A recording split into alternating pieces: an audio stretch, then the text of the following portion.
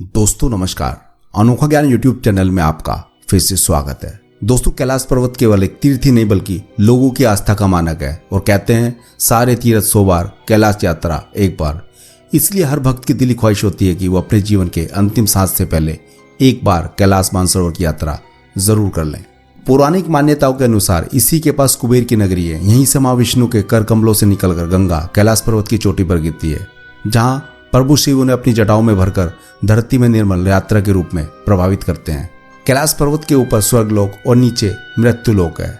दोस्तों आज इस वीडियो में हम आपको कैलाश पर्वत के 11 छुपे रहस्यों के बारे में बताने वाले हैं, जो शायद आप नहीं जानते होंगे। इससे पहले दोस्तों यदि आपने अभी तक हमारे यूट्यूब चैनल अनोखा ज्ञान को सब्सक्राइब नहीं किया तो प्लीज सब्सक्राइब जरूर कर लें और बेल के बटन को दबाना ना भूलें ताकि आपको हमारे आने वाली वीडियो की नोटिफिकेशन समय समय पर मिलती रहे। तो चलिए दोस्तों शुरू करते हैं। दोस्तों बात करते हैं नंबर 1 की। धरती के एक और उत्तरी ध्रुव और दूसरी ओर दक्षिण ध्रुव है और दोनों के बीचों बीच स्थित है हिमालय। हिमालय का केंद्र कैलाश पर्वत। दोस्तों वैज्ञानिक के अनुसार यह धरती का केंद्र है। कैलाश पर्वत दुनिया के 4 मुख्य धर्मों हिंदू, जैन, बौद्ध और सिख धर्म का केंद्र है। दोस्तों कहते हैं कि एक ऐसा समय था जब चीन ने दुनिया के धुरंधर क्लाइंबर्स को कैलाश पर्वत पर चढ़ने की अनुमति दी थी, लेकिन सभी के प्रयास असफल सिद्ध हुए और बाद में यहां अनुमति देना बंद कर दिया गया। अनुमति दिए जाने के दौरान ही एक बार 4 पर्वतारोहियों ने कैलाश के ठीक नीचे स्थित जलाधारी तक पहुंचने की योजना बनाई और कहते हैं कि इनमें एक ब्रिटिश, एक अमेरिकन और 2 रूसी थे। सभी अपने बेस कैंप से कैलाश पर्वत की ओर निकले थे। दोस्तों वे कुशल पर्वतारोही थे, काफी आगे तक गए। बाद में 1 सप्ताह तक उनका कुछ अता पता नहीं चला, लेकिन जब वो लौटे तो उनका हुलिया एकदम बदल चुका था। आंखें अंदर की ओर धंस गई थी। 1 सप्ताह में उनकी दाढ़ी और बाल हद से ज्यादा बढ़ गए थे। उनके अंदर काफी कमजोरी आ गई थी। ऐसा लग रहा था कि वे 8 दिन में ही कई माह आगे जा चुके हैं। कुछ के अनुसार वे कई साल आगे जा चुके थे। उन्हें अस्पताल में ले जाया गया, लेकिन दिग्भ्रमित अवस्था में उन चारों ने कुछ दिन बाद ही दम तोड़ दिया। दोस्तों बात करते हैं नंबर 2 की। यदि आप कैलाश पर्वत या मानसरोवर झील के क्षेत्र में जाएंगे तो आपको निरंतर एक आवाज सुनाई देगी, जैसे कि कहीं आसपास में एरोप्लेन उड़ रहा हो, लेकिन ध्यान से सुनने पर यह आवाज डमरू या ओम की ध्वनि जैसी होती है। वैज्ञानिक कहते हैं कि हो सकता है कि यह आवाज बर्फ के पिघलने की हो। दोस्तों यह भी हो सकता है कि प्रकाश और ध्वनि के बीच इस तरह का समागम होता है कि यहां से ओम की आवाजें सुनाई देती है। दोस्तों बात करते हैं नंबर 3 की। ओम पर्वत और स्वास्तिक का आकार सूर्य के स्थिर होने पर पर्वत पर एक परछाई बनती रहती है, जो कि धार्मिक चिन्ह स्वास्तिक की तरह दिखाई देता है। हिंदू धर्म में इसे अत्यंत शुभ चिन्ह माना जाता है। उसके अलावा पर्वत पर गिरती बर्फ से ओम का आकार बनता है, ये भी एक रहस्य ही है। दोस्तों बात करते हैं नंबर 4 की। यह एक ऐसा केंद्र भी है जिसे एक्सिस मुंडी कहा जाता है। एक्सिस मुंडी अर्थात दुनिया की नाभि या आकाशीय ध्रुव और भौगोलिक ध्रुव का केंद्र। दोस्तों यह आकाश और पृथ्वी के बीच संबंध का एक बिंदु है जहां 10 दिशाएं मिल जाती है। रशिया के वैज्ञानिकों के अनुसार एक्सिस मुंडी वह स्थान है जहां अलौकिक शक्तियों का प्रभाव होता है और आप उन शक्तियों के साथ संपर्क कर सकते हैं। दोस्तों बात करते हैं नंबर 5 की।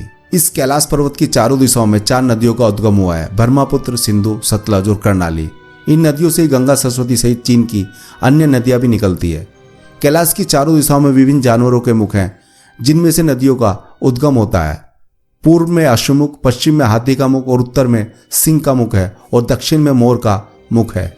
दोस्तों बात करते हैं नंबर 6 की। दोस्तों यहाँ 2 सरोवर मुख्य है। पहला सरोवर मानसरोवर, जो दुनिया की शुद्ध पानी की उच्चतम झीलों में से एक है और जिसका आकार सूर्य के समान है, और दूसरा राक्षस नामक झील, जो दुनिया की खारे पानी की उच्चतम झीलों में से एक है और जिसका आकार चंद्र के समान है। ये दोनों झीलें और सौर चंद्र बल को प्रदर्शित करती है, जिसका संबंध सकारात्मक और नकारात्मक ऊर्जा से है। जब दक्षिण से देखते हो तो स्वास्तिक चिन्ह वास्तव में देखा जा सकता है। यह अभी तक रहस्य है कि ये झीलें प्राकृतिक तौर पर निर्मित हुई है या ऐसे इन्हें बनाया गया है। दोस्तों बात करते हैं नंबर 7 की। दोस्तों बहुत से लोगों ने कैलाश की चोटी पर पहुंचने की कोशिश की, लेकिन कभी कभी अत्यधिक खराब जलवायु परिस्थितियों के कारण, कभी कभी पहाड़ द्वारा अपने लक्ष्य को स्थान से बदलने के कारण कोई भी अपने प्रयास में सफल नहीं हुआ। लोगों को ऐसा महसूस होता है कि कैलाश पर्वत की चोटी पर चढ़ने के दौरान वे अपने रास्ते से भटक जाते थे। दोस्तों बात करते हैं नंबर 8 की। कैलाश पर्वत पर चढ़ना निषिद्ध है, परंतु 11वीं शताब्दी में एक तिब्बती बौद्ध योगी मिलारेपा ने इस पर चढ़ाई करने की कोशिश की थी। रशिया के वैज्ञानिकों की एक रिपोर्ट के अनुसार यूएन स्पेशल मैगजीन में 2004 के जनवरी अंक में प्रकाशित हुई थी। हालांकि मिलारेपा ने इस बारे में कभी कुछ नहीं कहा, इसलिए यह भी एक रहस्य है जिसमें तपस्वी आज भी आध्यात्मिक गुरुओं के साथ टेलीपैथिक संपर्क करते हैं। दोस्तों बात करते हैं नंबर 10 की। दोस्तों हिमालय वासियों का कहना है कि हिमालय पर येती मानव रहता है। कोई इसे भूरा भालू कहता है, कोई जंगली मानव तो कोई इसे हिम मानव कहता है। यह धारणा प्रचलित है कि यह लोगों को मारकर खा जाता है। कुछ वैज्ञानिक इसे निडरथल मानव कहते हैं। विश्व भर में करीब 30 से ज्यादा वैज्ञानिकों ने दावा किया है कि हिमालय के बर्फीले इलाकों में हिम मानव आज भी मौजूद है। दोस्तों बात करते हैं नंबर 11 की। दोस्तों दावा किया जाता है कि कई बार कैलाश पर्वत पर 7 तरह की लाइटें आसमान में चमकती हुई देखी गई है। नासा के वैज्ञानिकों का ऐसा मानना है कि हो सकता है कि ऐसा यहाँ के चुंबकीय बल के कारण होता हो। यहाँ का चुंबकीय बल आसमान से मिलकर कई बार इस तरह की चीजों का निर्माण कर सकता है। दोस्तों आपको कैलाश पर्वत की सबसे रहस्यमयी बात कौन सी लगी, कमेंट कर जरूर बताएं। दोस्तों उम्मीद है कि आपको ये वीडियो और इसमें दी गई जानकारी दोनों ही पसंद आई होगी। पसंद आई है तो प्लीज इसे लाइक और ज्यादा से ज्यादा दूसरों को भी शेयर करें। मिलते हैं एक और नई एपिसोड में, तब तक के लिए नमस्कार, जय हिंद, जय भारत।